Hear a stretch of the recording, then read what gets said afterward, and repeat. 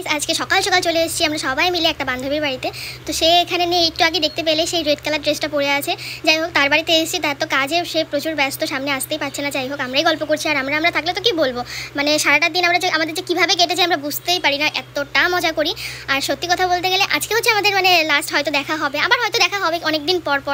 এখন যেমন রোজ দেখা হতো, কলেজে যেতাম মানে সকাল থেকে ফোন স্টার্ট হতো, রাত থেকে ফোন স্টার্ট হতো, কিরে কালকে যাবি এরকম করে যখন যেতাম তো সবাই যেতাম, না গেলে কেউ যেতাম না, এরকম আর কি। খুব ভালো, মানে কি বলবো, এত দূরে মানে আমি এত দূরে গিয়ে একাই এখান থেকে, মানে আমাদের বাড়ি ওখান থেকে আমি একাই গেছিলাম। তো আমি বুঝতে পারিনি ওখানে গিয়ে এত ভালো কিছু ফ্রেন্ডের সাথে আমার দেখা হবে বা ওদের সাথে আমার কথা হবে, ওদের সাথে আমি মিশতে পারবো। আর এখন এরকম মনে হচ্ছে যে আমি ওদের মতন ফ্রেন্ড সত্যি কোথাও পাইনি, এতই ভালো।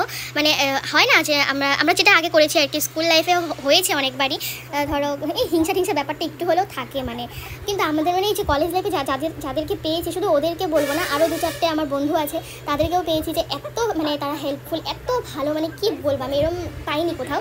তো যত বলবো ততটাই কম হয়ে যাবে, সবাই এত ভালো, ভীষণই ভালো। আর এই যে কাজল তো খুবই ভালো, যার বাড়িতে এসেছি আজকে। তো তার এখানে বিয়ে হয়েছে, এখানে হচ্ছে তার শ্বশুর বাড়ি, তো এখানেই আমাদের কলেজ। আর সে ওর বাড়ি হচ্ছে, ওর বাবার বাড়ি হচ্ছে অনেকটা তো দাঁড়াম ভুলে গেছি, ভুবনেশ্বরও পড়াশোনা করতো।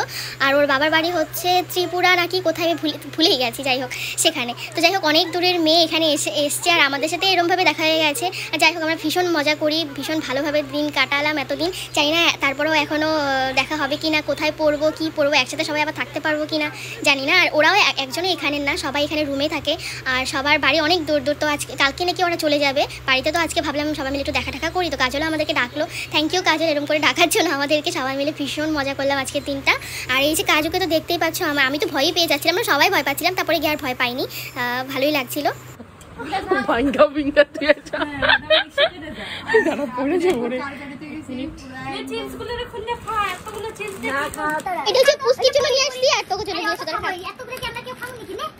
একদিন পর খাবি, হ্যাঁ একদিন পর ডেলি খাবি, আর একবার করে মনে করবি ওরা আসছিল। আরে আমপান্না ডিশে পাওয়া যায় প্যাকেট। কাজু কাম অন। তো ফার্স্টে তো কাজুকে ভীষণ ভয় লাগছিল, তারপর ও ভীষণ ভালো, মানে ওপরে ওঠেনি, ওখানে বসে আমাদের দিকে শুধু তাকিয়েছিল, পরে বেশ ভালো লেগে গেছে, কিন্তু ধরতে পারিনি, একটু ভয় লাগছিল।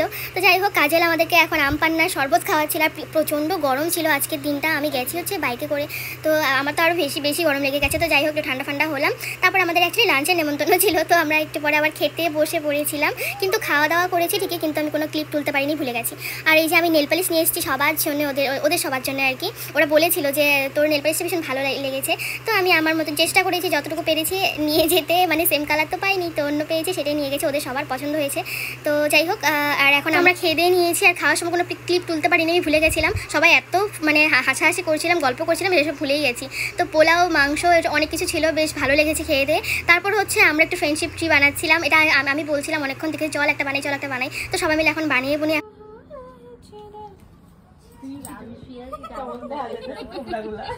এখন আবার ওরা চলে যাবে, আমিও চলে যাব, দেরি হয়ে গেছে অনেকটা, বিকেল তো প্রায় হয়েই গেছে, এখন আমিও বাড়ি চলে যাব। দাদা আমার জন্য বসে আছে, দাদার সাথে আমি যাবো আর কি, দাদা এসেছিলো আমাকে নিয়ে। তো যাই হোক সবার সাথে এখন টাটা ফাটা করছি, বেরিয়ে পড়লাম।